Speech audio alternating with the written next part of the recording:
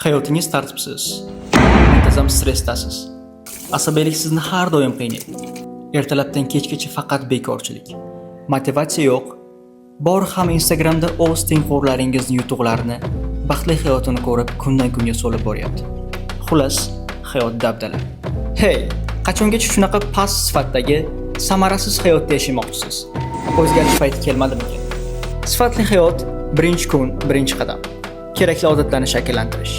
Sizning hozirgi holatingizda sizga eng ko'p yordam bera oladigan odat bu kunlik rejalashtirish.